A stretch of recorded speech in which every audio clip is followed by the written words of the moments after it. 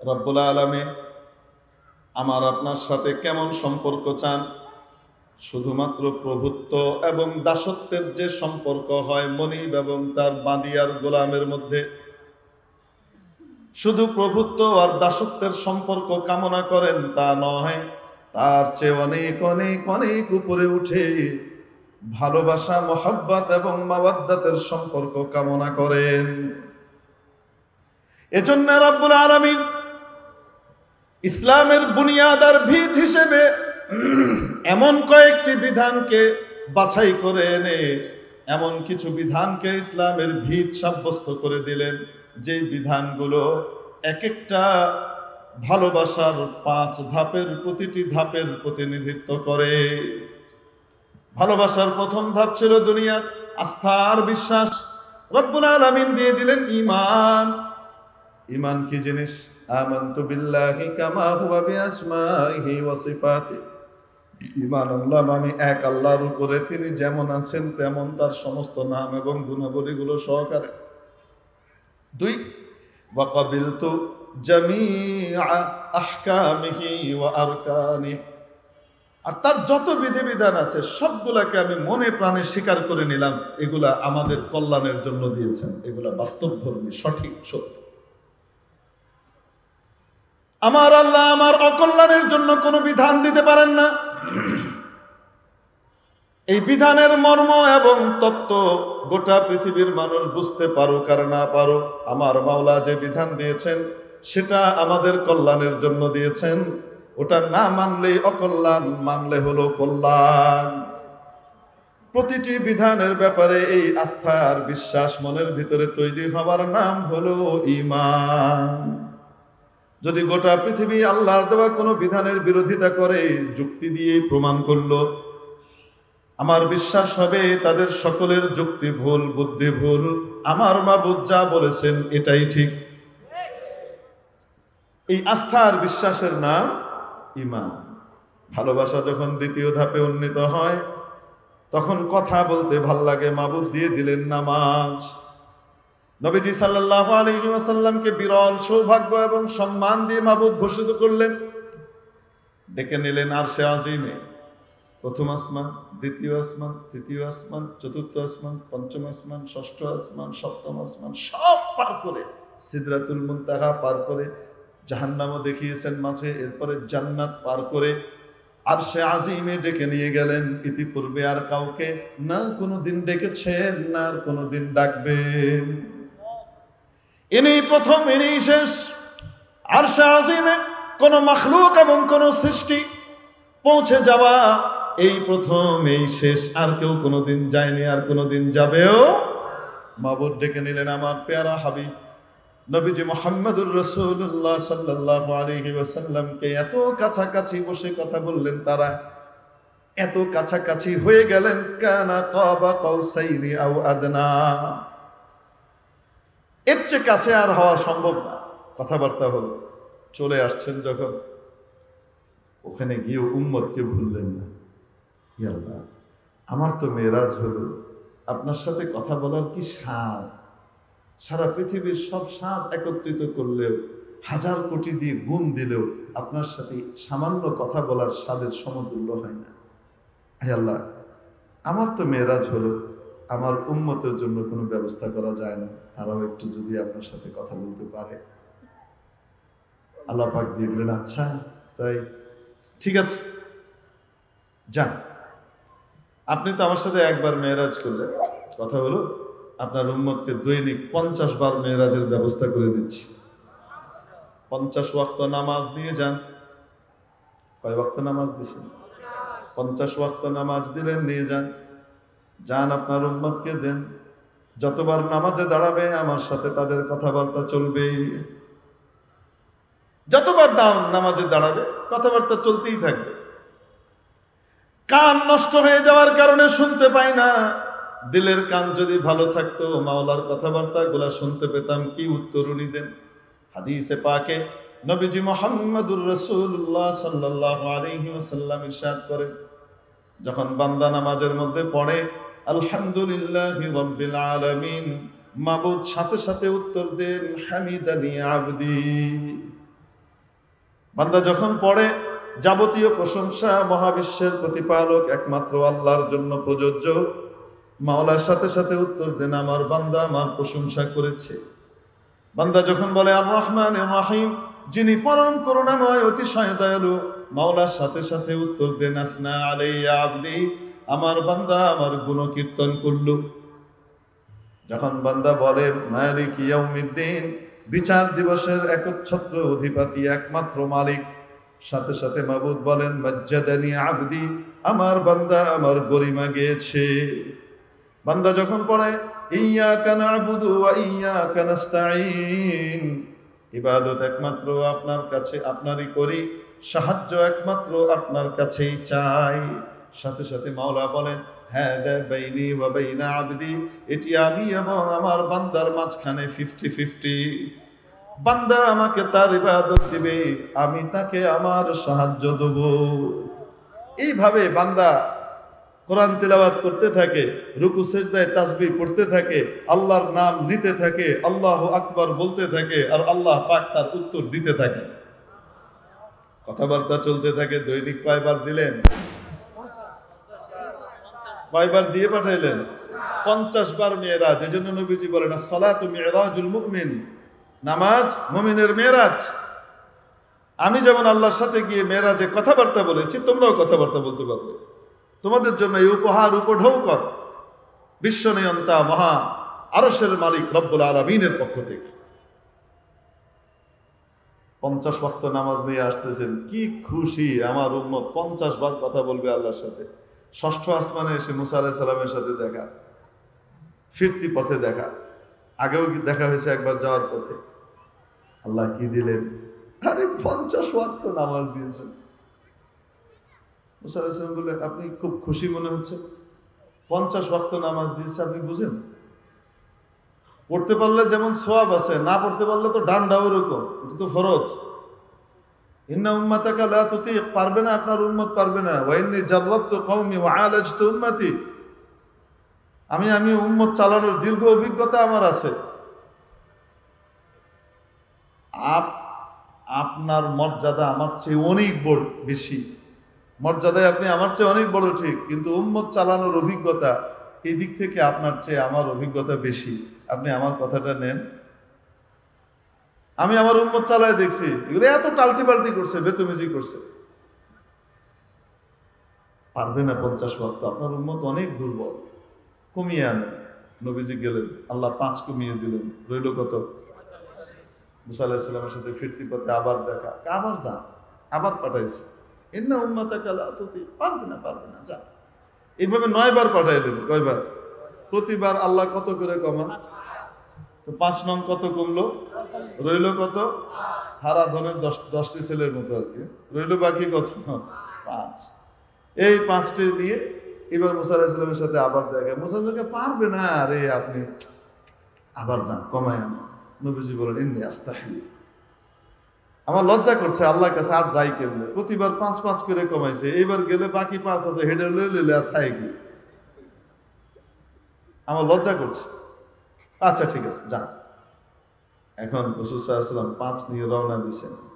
জমিনে এখনো নামেননি, আসমানের এরিয়া পার হচ্ছেন, উপর থেকে আওয়াজ আসছে, প্রিয় হাবিব, ও আমার প্রিয় হাবিব, আপনার উম্মতকে জানিয়ে দিলেন 50-এর পরিবর্তে 5 দিলাম। এই 5 যদি কেউ ঠিক মতো সময় মতো গুরুত্বের সাথে আদায় করে, আমি তাকে 5 নয় 50-এরই সওয়াব দিয়ে দিব।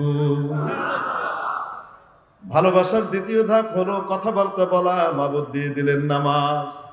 ভালোবাসার তৃতীয় ধাপ খরচ করা, আল্লাহ পাক দিয়ে দিলেন যাকাত। খরচ করো আমার বান্দা, আমার দেখানো পথে খরচ করো, যেখানে বলেছি সেখানে দাও। যাকাত যে কোনো জায়গায় মন চাইলে দেওয়া যায় না, আল্লাহ যেখানে নির্ধারণ করে দিয়েছেন সেখানে দেওয়া যায়, ঠিক কিনা? মসজিদে যাকাত দেওয়া যায় না, বিল্ডিং বানানোর জন্য যাকাত দেওয়া যায় না। যাদেরকে যাকাত দিতে হয় তাদেরকে যাকাতের মালিক বানিয়ে দিতে হয়। উপযুক্ত লোককে কি দিতে হয়? মালিক বানাইতে হয়। অর্থাৎ আপনি যাকাতের টাকা দিয়ে টেলিভিশন চ্যানেল খুললে যাকাত আদায় হবে না, বুঝে নিয়েন। এরকম উল্টা পাল্টা মাসলাওয়ালা আছে না নাই আমাদের দেশে? আছে। বা জাকাতের টাকা দেন, আমরা টেলিভিশন চ্যানেল করে দিন ইসলাম প্রচার করে উল্টে ফেলবো। আসলে তো উল্টায় তুমি আগেই ফেলাইছো। জাকাতের টাকা দিয়ে কখনো কি টেলিভিশন চ্যানেল এগুলো করা যায়? কে মালিক হবে? জাকাতের টাকার মালিকটা কে হবে টেলিভিশন চ্যানেলে? বলেন, হবে কেউ?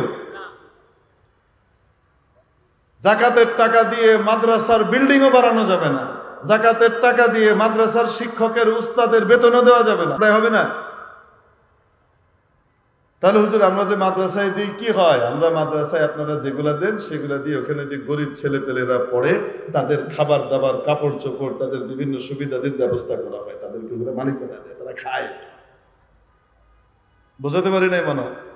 তো মাওলানা পাক দিয়ে দিলেন জাকাত, আমার রাস্তায় খরচ করো 2.5%, আমি যেমনি কই ওই জায়গাতে দাও, বাকি 97.5%-এর মধ্যে থেকে সব পেটে বইরো না, সেটা অপশনাল, তুমি সেখান থেকেও দান করবা। আমার সাথে তোমার মায়ার মহব্বত যত বাড়বে তুমি তত বেশি দিবা।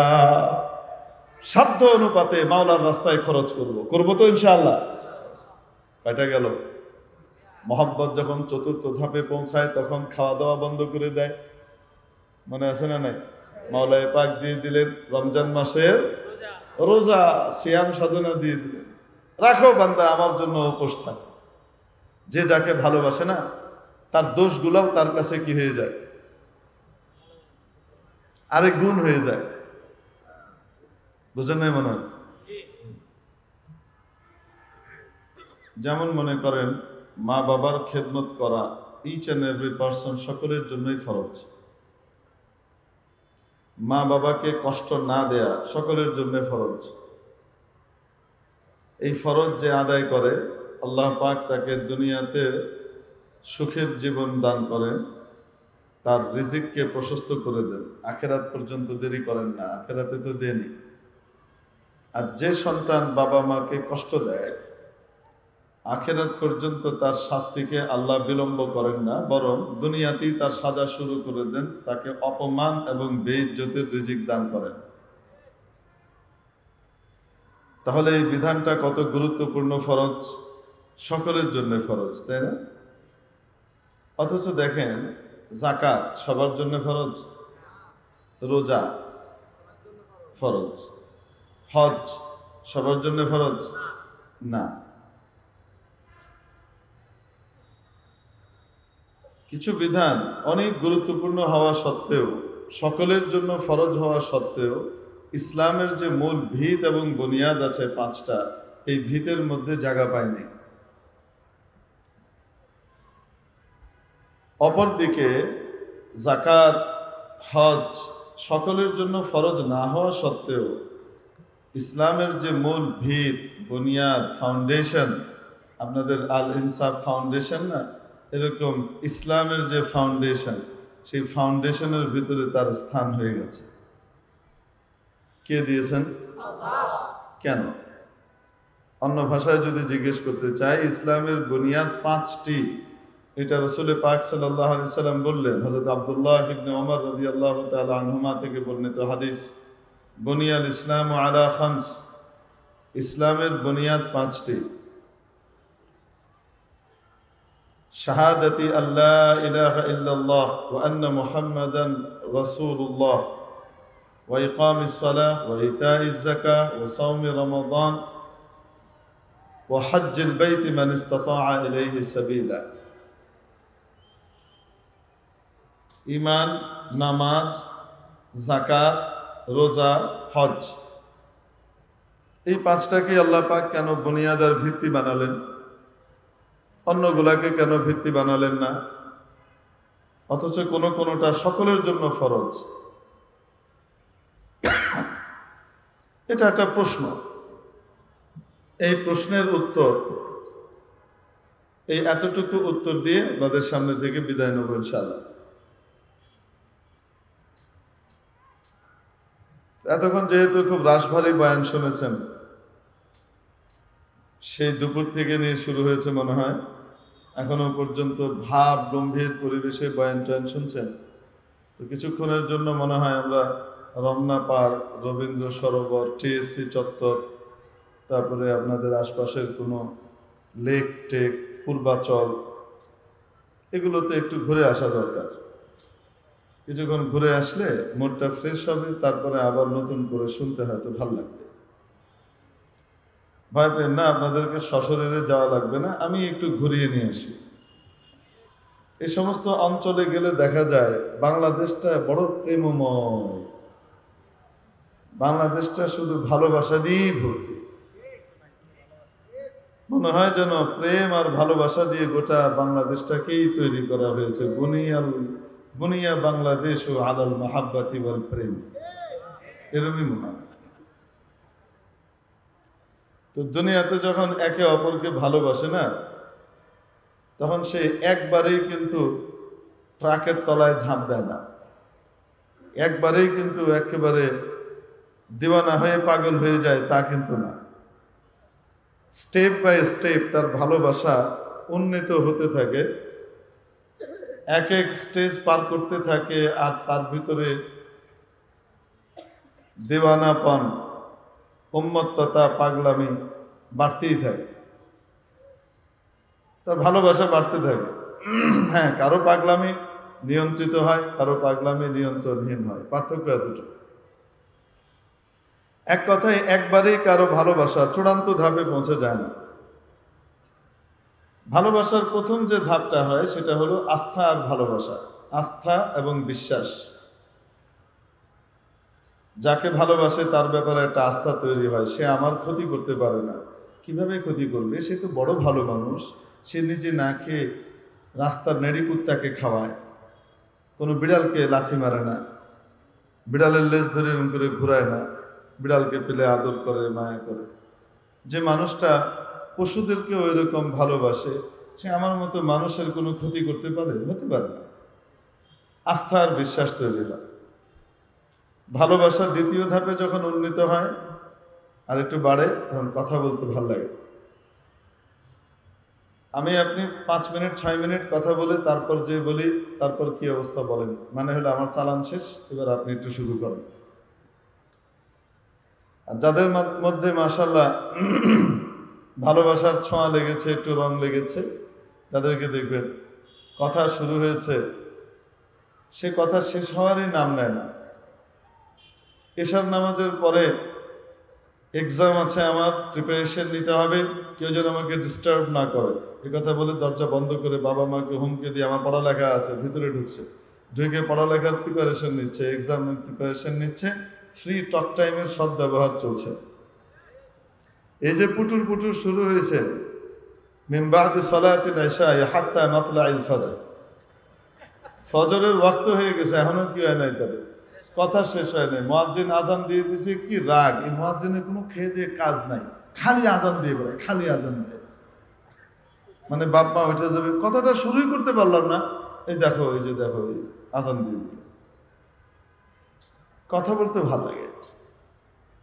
এই বলতে বলতে ভালোবাসা এবার 3rd গ্রেডে উন্নীত হয়, আরো উপরে যায়।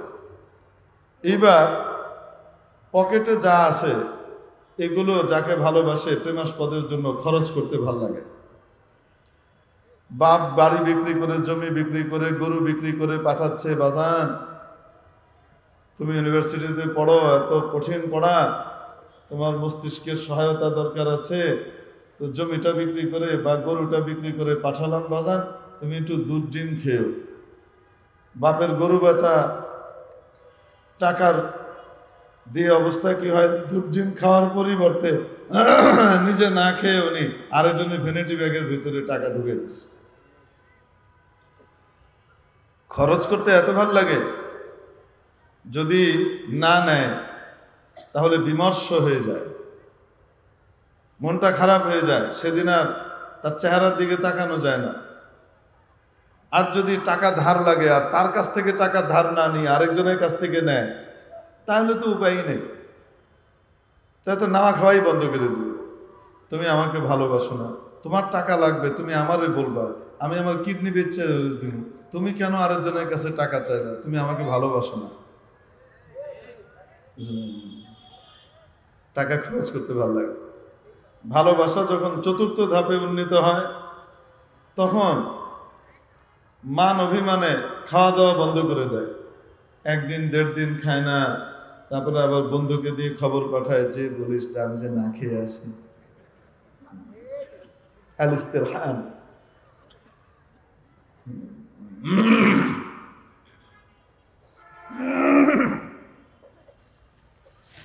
এরকম করে কি করে না? না খেয়ে থাকতে তার জন্য ভালো লাগে। ভালোবাসা যখন প্রগাঢ় হয়ে যায়, এত গভীর হয়ে যায় যে এরপরে আর ভালোবাসার স্তর নাই, তখন যাকে ভালোবাসে তাকে না দেখে থাকতে পারে না, তাকে দেখার জন্য তার বাড়িতে ছুটে যায়। বাড়িতে গিয়ে ঢোকার অনুমতি তো নাই, ঢোকার সাহসও নাই, তো সামনে দিয়ে একবার তাকায়, এদিকে দেখা যায় না, তো ডান দিক দিয়ে তাকায়, ওদিকেও দেখা যাচ্ছে না, ছয়ারেজ লাইন যেদিকে পিছন দিয়ে হাগামতার লাইন যায় ওদিক দিয়েও তাকায়, দেখে সেদিকেও দেখা যায় না, আবার বাম দিক দিয়েও তাকায়, এক কথায় চক্কর লাগাতে থাকে, একবার এদিকে একবার এদিকে একবার ওদিকে ঘুরতে থাকে। যাকে ভালোবাসে তার বাড়িতে ছুটে যায়, তার বাড়ির আশপাশে চক্কর লাগাতে থাকে।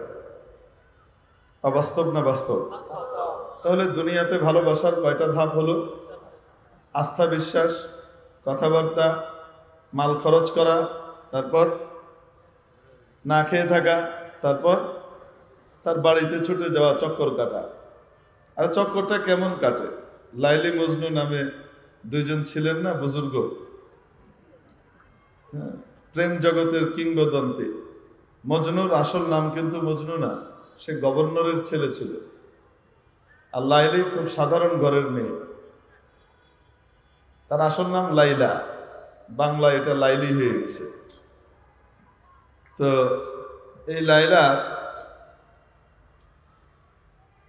জন্য আসক্ত ছিল মজনু। মজনুর আসল নাম মজনু না, তার নাম ছিল আসলে কায়েস। নাফাতুল ইয়ামানে তার নসব নামা দেওয়া আছে এই 2 জনেরই। তো এই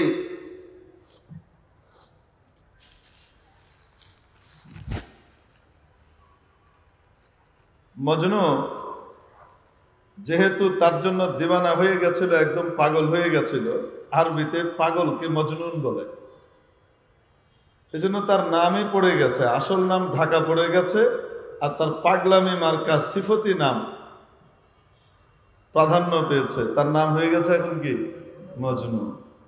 মজনুন থেকে মজনু। এ কেমন পাগলামি করতো? একবার এই দেয়ালে চুমু দেয়, একবার ওই দেয়ালে চুমু দেয়, একবার ওই দেয়ালে চুমু দেয়, এদিক ওদিক ঘুরে চক্কর কাটে। মানুষ বলে তুমি কি পাগল মজনু, এগুলো কি করো তুমি? একদম শিক্ষিত মানুষ, সম্ভ্রান্ত বংশের মানুষ, তুমি করছো কি এগুলা? এখানে ওখানে চুমু দিয়ে বেড়াচ্ছ। তো সে বলে আমুরু আলা দিয়ারি দিয়ারি লাইলা উকাব্বিলু যাল জিদারা ওয়া যাল জিদারা ওয়া মা হুব্বুদ দিয়ারি শাগাফনা কলবি ওয়ালাকিন হুব্বা মান সাকানাদ দিয়ারা। আমি এদিকে ওদিকে ঘুরি, লাইলার বাড়ির আশপাশে চক্কর কাটি, এই দেয়ালে চুমু খাই, ওই দেয়ালে চুম্বন এঁকে দিই, এমনি না। দেয়াল আমাকে পাগল করে নাই, দেয়ালের ভেতরে যে বসবাস করে সেই লাইলার আসক্তির কারণে আমি দেয়ালকেও ভালোবাসি। পাগলে একদিন করছে কি, কুত্তা একটারে দইরা কুত্তার ঠ্যাঙের ভিতরে চুমু একটা দিয়েছে, কঠিন এক, মানে কি জানি কয় ডিপ কিস না, খুব গভীর চুম্বন একটা দিছে। কারে? কুত্তার ঠ্যাঙে। আরে কুত্তার গায়ে যদি দিত, মার্কিনীরা দেয় মুহে টুহে কিনে দেয়, এরা স্বামীরে বউরে চুমা দেওয়ার সময় নেই, কুত্তারে চুমায় বেড়ায় এরা, অদ্ভুত। যাই হোক, তা তো না, কুকুর একটা নেড়ি কুত্তা ওটার পায়ে ধরে দিছে চুমা। মানুষকে রে পাগল, এটা কোনো কাজ করলেই তুই? প্রশ্ন করছে মানুষজন, সেটার উত্তরও দিছে, বড় অদ্ভুত উত্তর। পায়ে সকবো সিদা মজনু খলকে পুরসিদি চেবুদ, পায়ে সকবো সিদা মজনু খলকে পুরসিদি চেবুদ, গুফতে ইসক গাহে গাহে কোহে লাইলা রফতবুদ। মানুষ জিজ্ঞেস করলো, এটা কি কাজ করলি রে পাগল? সে বলে, আমি পাগল না, তোরা পাগল, তোদের চোখ নাই। তুই জানিস না এটা সাধারণ কুকুর না। আমার লায়লা যেই গলিতে থাকে, যেই গলিতে হাঁটা চলা করে, তার পা যেই গলিতে পড়ে, সেই মাটির উপর দিয়ে মাঝে মাঝে এই কুত্তা যাওয়া আসা করে, হাঁটা চলা করে। তাই এই কুত্তার পায়ের সাথেও আমার মহব্বত হয়ে গেছে।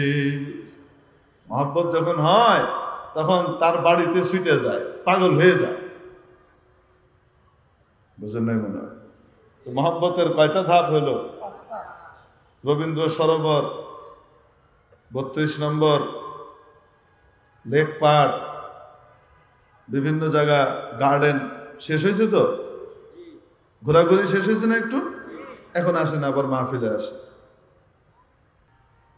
দুজন মানুষ বসে আছে, একজন আরেকজনের শত্রু। হঠাৎ গন্ধ পাওয়া গেল, তো বলতেছে, মরা গরু খায়া ছাড়ছে এনে। কাকে বলতেছে? পাশের লোক তো তারা পছন্দ করে না, যেহেতু তার সামান্য একটুখানি, খুব বেশি না গন্ধ, কিন্তু ওই গন্ধে বলে যে মরা গরু খেয়ে আইছে, দেখ যায়, ভাল লাগে না। আর পাশের দোস্ত বয়ে রয়েছে, গন্ধের চোটে থাকা যায় না। সে একবার জানালা খুলে আরেকবার ফ্যান ছাড়ে, মানে যে ছাড়ছে সে বলে, আরে এগুলো করার দরকার কি, না তেমন কোনো গন্ধই নেই, ঠিকই আছে। কেল্লিগা হের কাছে এটা মিষ্টি মিষ্টি লাগে, হ্যাঁ দোস্ত যে এর দিকে। বুঝেন নাই মনে হয়? যে যাকে ভালোবাসে তার দোষগুলোও তার কাছে কেমন লাগে, এ গুণ মনে হয়। একজন পদ্মা ব্রিজ বানাইছে, খুব ভালো, আমরা বলি গুণের কথা। কেউ কর্ণফুলী টানেল বানাইল, খুব চমৎকার ভালো কাজ করেছে। এক্সপ্রেসওয়ে বানিয়েছে, বড় চমৎকার ভালো কাজ করেছে। আবার শুধু ক্ষমতার গদিটাকে টিকিয়ে রাখবার জন্য তাহাজ্জুদি সিস্টেমে রাতে ভোট সেরে ফেলছে। এটাও কি ভালো না? এটা খারাপ, এটা খারাপ। আচ্ছা, আবার মনে করেন শুধু ক্ষমতার চেয়ারটা আঁকড়ে রাখার জন্য মাত্র 20-22 দিনের ভিতরে 1,500-এর উপরে নিজের জনতাকে হত্যা করেছে, 22,000-এর উপরে মানুষকে আহত করে হসপিটালে ফেলে দিয়েছে। কোনো অনুশোচনাও নাই। তো এই কাজগুলা কি ভালো না খারাপ? আসতে বলেন। যেটা মন্দ সেটা মন্দ, যেটা ভালো সেটা ভালো। আমাদের কি করা উচিত? যেটা ভালো সেটা ভালো বলবো, যেটা মন্দ সেটা নাকি না। দেখবেন যারা নাকি হেতিকে ভালোবাসে, হ্যাঁ, হেতি কিন্তু তাদের মুখে বাতাস ছেড়ে দিয়ে গেছে গাউড়িয়া, কিন্তু তারপরেও সেখানে গন্ধ পাচ্ছে না, ঘ্রাণ পাচ্ছে। হেতিকে যারা ভালোবাসে তারা দেখবেন এই 1,500 মানুষের হত্যাকাণ্ড এবং 20-22 হাজার মানুষের আহত হয়ে যাওয়া, এটা কেউ জাস্টিফাই করবার জন্য চেষ্টা করবে, এটা কেউ ভালো বলবার জন্য চেষ্টা করবে, আছে না নাই? মনে রাখবা, কবরে কোনো হাসিনাও কাজে আসবে না, কবরে খালেদা জিয়াও কাজে আসবে না, কবরে এরশাদ সাহেবও কাজে আসবে না, কবরে কেউ কাজে আসবে না। কবরে কিন্তু তোমার নিজের আমল নিয়ে তোমাকে যাওয়া লাগবে। কবরে তোমার আল্লাহ কাজে আসবে, কবরে তোমার রসুলের মহব্বত কাজে আসবে, তোমার কোরআনের মহব্বত কাজে আসবে, নবীর ওয়ারিসদের ভালোবাসা কাজে আসবে, দিনদারদের ভালোবাসা কাজে আসবে। আল্লাহিল্লাহু ইয়াউমাইদিন বা'দুহুম লিবা'দিন আদুউন ইল্লাল মুত্তাকিন। অবাস্তব না বাস্তব? তো যাই হোক, বলছিলাম কেউ কাউকে যখন খুব ভালোবাসে তখন কি করে, তার দোষগুলোও তার কাছে কি লাগে, গুণ মনে হয়, ভালো লাগে। ফার্সিতে একটা কথা আছে, ফার্সি বাংলা মিলিয়ে আমাদের ছেলেপেলেরা কইতো যখন ফার্সি পড়তো, দোস্ত আগের আগার শব্দটা বললাম না, মারে তো দ্বন্দ্ব না বাসা, এরকম শব্দ কইতো। আমি উচ্চারণ করলাম না, সব উচ্চারণ করা যায় না। যাই হোক, মেরে মুহতারাম দোস্ত, যখন মানুষ রোজা রাখে, দুপুর পার হয়, পেটটা খালি, খালি স্টমাকের কারণে কথা বললে মুখ থেকে এক ধরনের গন্ধ বের হয়, হয় কিনা? এজন্য সচেতন মানুষ কি করে, একটু দূরে থেকে কথা বলে, যেন সামনের ভাইয়ের কষ্ট না হয় আমার পেটের মুখের গন্ধ দিয়ে। এই গন্ধটা মুখের গন্ধ নয়, এটা রোজা রাখার কারণে খালি স্টমাক থাকার গন্ধ, ঠিক কিনা? মুখ থেকে যে দুর্গন্ধটা বের হয় এটা তো দুর্গন্ধ, কিন্তু রব্বুল আলামিনের সাথে এই বান্দার ভালোবাসা এত প্রগাঢ়, এত গভীর হয়ে যায়। নবীজি সাল্লাল্লাহু আলাইহি সাল্লাম বলেন, লাখালুফু ফামিস সাইমি আতয়াবু ইনদাল্লাহি মিন রিহিল মিস্ক। রোজাদারের মুখের যে দুর্গন্ধ তার পেট খালি থাকবার কারণে বের হয়, আল্লাহর কাছে এটা মৃগনাভির সুঘ্রাণের চাইতেও অধিক সুঘ্রাণযুক্ত হয়। মাওলানা পাকের কাছে এটা অনেক বেশি প্রিয় হয়, কারণ মহব্বত আর ভালোবাসা তৈরি হয়ে গেছে। রোজার কারণে মানুষের সাথে মাওলার মহব্বত এমন হয়, মাবুদ বলেন আস-সাওমু লি ওয়া আনা আজজি বিহি, রোজা একমাত্র আমার জন্য হয়, রোজার বিনিময় আমি আল্লাহ নিজে দিই। হুজুর, নামাজ কি আল্লাহর জন্য না? যাকাত কি আল্লাহর জন্য না? হজ কি আল্লাহর জন্য না? শুধু রোজাটাই আল্লাহর জন্য, এটা কি বললেন? আল্লাহ পাক বলেন যে রোজা আমার জন্য, তার মানে কি অন্যগুলা কি অন্য কারোর জন্য? একটু পার্থক্য আছে। সেটা কি? অন্যগুলা বাহির থেকে দেখে বোঝা যায় এই আমল করছে, নামাজ বাইরে থেকে দেখা যায়, হজ বাইরে থেকে দেখা যায়, তওয়াব বাইরে থেকে দেখা যায়, সাই বাইরে থেকে দেখা যায়, দান খয়রাত বাইরে থেকে দেখা যায় কি যায় না? কিন্তু রোজাদারকে দেখে বোঝা যায় না সে রোজাদার ঠিক কিনা। পিপাসায় বুকের ছাতি ফেটে যাচ্ছে, কেউ দেখে না, কেউ নাই, 2 ঢোক পানি পান করলেই হয়ে যায়। নির্জনে একাকী আছে, তারপরেও 1 ফোঁটা পানিও সে মুখে দেয় না। কারো মহব্বতে। এটাই মাবুদ বলে না, সাওমুলি, রোজা শুধু আমার জন্য হয়, ওয়া আনা আজজি বিহি, রোজার বিনিময়ে আমি আল্লাহ নিজে তাকে দিব। অর্থাৎ সমস্ত আমলের বিনিময় আল্লাহ পাক ফয়সালা করবেন, ফেরেশতারা বুঝিয়ে দিবেন, আর রোজার বিনিময় আল্লাহ নিজে দিবেন। সুবহানাল্লাহ। রোজার বিনিময় কে দিবেন? আল্লাহ পাক নিজে দিবেন। অন্য রিওয়ায়াতে আছে ওয়া আনা উজজা বিহি, রোজার বিনিময়ে আমি আল্লাহ তার হয়ে যাব। বুঝে আসে নাই তো? সুবহানাল্লাহ, আসতে বুঝে। খলিফা হারুনুর রশিদের একটা কালী বাদী ছিল, দেখতে শুনতে তেমন সুশ্রী না, বেসকি মার্কা কালী। কিন্তু হারুনুর রশিদ এই বাদীকে খুব প্রায়োরিটি দিতেন, তার কথাবার্তা খুব শুনতেন, গ্রহণ করতেন, প্রায়োরিটি অনেক বেশি দিতেন। তো আমত্ত বর্গের ভিতরে, সাংসদ মন্ত্রীবর্গের ভিতরে কথাবার্তা চলে, কানাঘুষা চলে, চোখাচোখি করে। বাদশার রুচি সব জায়গাতে এত ফার্স্ট ক্লাস, আনপ্যারালাল রুচি, এত সুন্দর রুচি সব কিছুতে। এই জায়গাতে এসে রুচিটা হুঁচট খেলো কেন? এই কালী বাঁধের ভিতরে পাইছে এটাকে, একটু রূপসী টুকুসি হলে একটা কথা ছিল, এটার ভিতরে কি পাইছে? বাদশাহ এদের চাহনি দেখে বুঝে ফেলেছেন এরা মনে হয় এই বিষয়টা নিয়ে একটু আলোচনা সমালোচনা করে। উনি করলেন কি, ট্রেজারারকে ডাকলেন, ওনার যে খাজানচি আছে তাকে ডাকলেন, ডেকে বললেন, কানে কানে বললেন, শোনো, এখানে যে কয়জন মানুষ আছে খাজানা থেকে এই পরিমাণে সোনা দানা হীরা জহরত মণি মুক্তার এক একটা করে স্তূপ বানাবা। যেই কয়টা লোক আছে কমপক্ষে ওই কয়টা স্তূপ বানাবা দরবারে, আর অতিরিক্ত আরো কিছু স্তূপ রাখবা, যেন কেউ চাইলে অপশনাল হিসেবে নিতে পারে, অপশন থাকে যেন বানিয়ে দিই। এইরকম উঁচু করে ঢিবি করা হয়েছে, সোনা দানা হীরা জহরতের একদম দরবার হল চারিদিকে সাজিয়ে ভরা হয়েছে। এনারা সবাই চিন্তা করছেন কি ব্যাপার, এখানে কি জুয়েলারি মেলা হবে নাকি, এক্সপো হবে নাকি?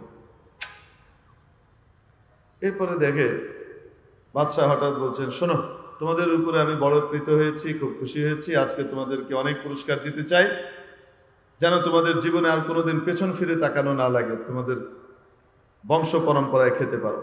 যাও, এখানে যে যেটার উপরে হাত রাখবে সেটা তার। আমার এই দরবার শেষ হওয়া পর্যন্ত এই ঘোষণা বলবৎ থাকবে, যে যেটার উপরে হাত রাখবে সেটা তার।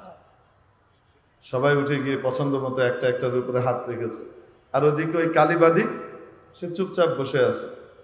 তো এরা আলাপ করছে, এটা বাইরে যেমন ভিতরেও তেমন, কিছু নেই, বোধায় রাম কোথাকার। আরে এরকম অপরচুনিটি কি কোনোদিন আসে নাকি? এরকম গোল্ডেন অপরচুনিটি কোনোদিন আসে নাকি? কি দারুণ চান্স দিছে, আর সে এগুলা না নিয়ে কি করতেছে, চুপ করে বসে রয়েছে। এক উপস্থাপিকা বিল গেটসকে প্রশ্ন করেছিলেন, তখন বিল গেটস সবচেয়ে বড় ধনী ছিলেন পৃথিবীর, এখন আছে কিনা জানি না। আপনি পৃথিবীর সবচেয়ে বড় ধনী কিভাবে হলেন প্রশ্ন। তো উনি তার এই প্রশ্নে এত খুশি হয়েছেন, উনি ওনার ওয়ালেটের ভিতর থেকে একটা চেক বের করছেন, চেক বের করে দিয়ে বলছেন এটা একটা এক্সক্লুসিভ চেক, আপনি এটার মধ্যে যে অঙ্ক বসাতে চান বসিয়ে নেন, যদি অঙ্কে জায়গা না হয় যেই সংখ্যা আপনি লিখতে চান লিখে নেন, বিলিয়ন হোক ট্রিলিয়ন হোক যত ডলার আপনার দরকার আপনি লিখে নেন, এটা আপনার হয়ে যাবে। আমি আপনার ইয়েতে খুব খুশি হয়েছি। ওই মহিলা তো মাথা খারাপ হয়ে গেছে, কি কয় না কয়, আমার পরীক্ষা হচ্ছে মনে হয়, তো সে কি করলো না, দিল আগ বাড়িয়ে দিল, লিখে নেন। তো বলছে না না না স্যার দরকার নেই, আপনি আমার প্রশ্নের উত্তর দিলেই আমি খুশি হব, আমাদের দর্শকরা খুশি হবে, প্রীত হবে। আচ্ছা ঠিক আছে, আমার প্রশ্নের উত্তরটা দেন। উনি আবার চেকটা দিলেন, নাও লিখে নাও। ওই মেয়ে বললো it's nice of you sir, দরকার নেই, রেখে দেন স্যার, আমার উত্তরটা দিলেই আমি প্রীত হব, খুশি হব। উনি আবার দিলেন, সে আবারও এরকম অপলজি করে ফিরিয়ে দিল ভদ্রতা দেখিয়ে। চতুর্থবার যখন আবার প্রশ্ন করেছে, আপনি শুধু এই উত্তরটা দেন, আপনি সবচেয়ে বড় ধনী কিভাবে হলেন? উনি বললেন এভাবেই হয়েছে, যেভাবে আপনি হাতছাড়া করলেন। আপনাকে আমি তিনবার পৃথিবীর অন্যতম সেরা ধনী হবার অপরচুনিটি দিয়েছি, আপনি একটা বারও কাজে লাগাতে পারেন না। আপনি যদি আমার দেয়া এই অপরচুনিটিকে কাজে লাগিয়ে লিখে ফেলতেন, আপনি যাই লিখতেন, আজকে আপনি এই চ্যানেলের উপস্থাপিকা না, আপনি এরকম কয়েকটা চ্যানেলের মালিক হতে পারতেন। আপনার কথায় হাজারো উপস্থাপিকা ঘুরত, কিন্তু আপনি সেই গোল্ডেন চান্সকে হাতছাড়া করেছেন। অপরচুনিটি আপনাকে দেওয়া হয়েছিল তিনবার, আপনি নেননি। আর আমি বিল গেটস জীবনে কোনো সময় অপরচুনিটি আর চান্স পাইছি, আমি কোনো সময় ছাড়িনি। এইভাবে আমি পৃথিবীর সবচেয়ে বড় কি হয়েছে, ধনী হয়েছে। বোঝাতে পেরেছি? কি শুরু, কিয়ামতের দিনও ধনী হতে হলে ওই ব্যক্তিরা সবচেয়ে বড় ধনী হবে যারা নেকির চান্স পাওয়া মাত্র নেকি করে ফেলে, নেকি ছাড়ে না। নেকি যত ছোটই হোক ছাড়বো না, গুনাহ যত ছোটই হোক করবো না, এই নীতিতে যারা চলে তারা কিয়ামতের দিন সেরা ধনীতে পরিণত হবে। তো এখন ওই যে মন্ত্রীরা আলোচনা করতেছে নিজেরা, এই বান্দি এটা বাইরেও কালা ভিতরেও কালা, বুঝবুদ্ধি কিচ্ছু নাই, এরকম চান্স কেউ হাতছাড়া করে? তো বাদশাহ বলছে নাই, তুমি কিছু নিলে না? তো সে পাল্টা প্রশ্ন করে, আমিরুল মুমিনিন আমাকে একটু বলেন, আপনি যে ওয়াদা করেছিলেন, প্রতিশ্রুতি দিয়েছিলেন, সেটা কি সঠিক? সঠিক মানে কোন প্রতিশ্রুতি? এই যে যেটার উপরে হাত রাখবে সেটা তার? হ্যাঁ অবশ্যই, এই দরবার শেষ হওয়ার আগে যে যেটার উপরে হাত রাখবে সেটা তার, অবশ্যই সঠিক। বাঁধি উঠে ওই ধন সম্পদ যেখানে আছে ওগুলার দিকে না গিয়ে উল্টো দিকে যাচ্ছে, মানে আসলেই বোকা। উল্টো দিকে গিয়ে পিছন দিকে হেঁটে এসে বাদশার মাথার উপর হাত রেখেছে। এখন সবার চোখ খুলে গেছে। আমরা যাকে বোকা মনে করতেছিলাম মাদ্রাসায় বাচ্চা দিছে, আমরা যাকে বোধাই মনে করতেছিলাম পানের জলে বাচ্চাটাকে ভাসায় দিছে, এটাই তো আসলে বুদ্ধিমান। চোখ বন্ধ হলে বুঝে। এখন সবার চোখ খুলে গেল, হায় রে, আমরা তো বাদশার খাজানার কোটি ভাগের 1 ভাগ করে অল্প কিছু পেয়েছি, আর এই বাঁধি বাদশার মাথায় হাত রেখে বাদশাকে নিয়েছে, বাদশা যার গোটা খাজানা তার। মাওলা বলেন আস-সাওমুলি, রোজা একমাত্র আমার জন্য, আনা উজজা বিহি, রোজার বিনিময়ে আমি আল্লাহ আমার বান্দার আমার বান্দির হয়ে যাই। রোজা রাখবো তো ইনশাআল্লাহ। ভালোবাসা যখন 5ম ধাপে পৌঁছে পাগল হয়ে যায়, বাড়িতে ছুটে যায়, মাওলা দিয়ে দিলেন হজ। রমাদানুল মুবারকের মাত্র 2 মাস পরে হজ দিয়ে দিলেন। আমার পাগলরা আমার কাছে আসবে, এসে মাওলার দরবারে দেখবেন আল্লাহর ঘরকে কেন্দ্র করে চক্কর লাগাতে থাকে। যেহেতু পাগল হয়ে গেছে, মাথা টাথা ঠিক নাই, পাগলের অভিনয় করছে, পাগলের বেশ ধরেছে। পাগলের যেমন নখ চুল কাটার সময় থাকে না, ফিকির থাকে না, তার জন্য নখ চুল ইত্যাদি কাটা ইহরাম অবস্থায় নিষেধ।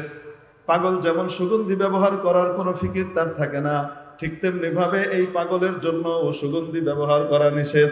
এমনি ভাবে যত কাজ আছে সবগুলাই পাগলের সাথে সাদৃশ্যপূর্ণ।